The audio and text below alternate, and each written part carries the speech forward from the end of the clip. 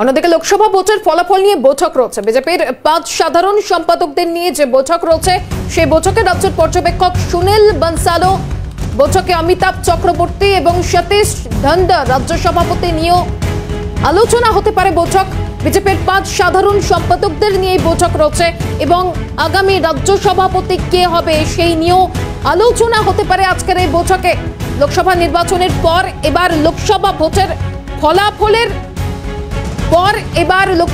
ফলাফল নিয়ে বৈঠক রয়েছে, যে বৈঠকে আগামী রাজ্য সভাপতি নিয়েও আলোচনা হতে পারে তেমনটাই কিন্তু সূত্র মারফত খবর।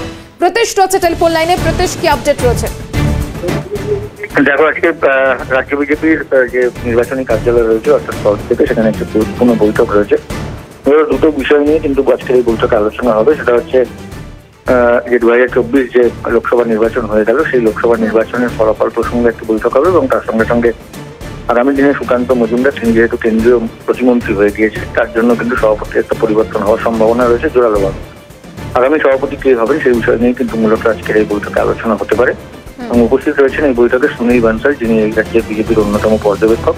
এছাড়াও এই রাজ্যের দুজন সাধারণ সম্পাদক সংগঠন অর্থাৎ অমিতাভ চক্রবর্তী এবং সতীশ ধন্দা তারাও কিন্তু উপস্থিত রয়েছেন এবং তার সঙ্গে সঙ্গে 5 জন সাধারণ সম্পাদক তারাও উপস্থিত রয়েছেন আজকের এই বৈঠকে।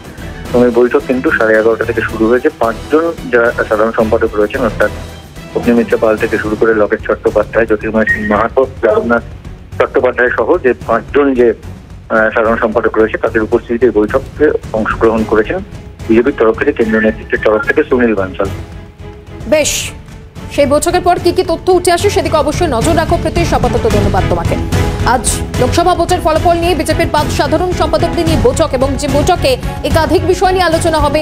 আগামী রাজ্য সভাপতি কে হবে সেই বিষয় নিয়েও আলোচনা হতে পারে এদিনের বৈঠকে।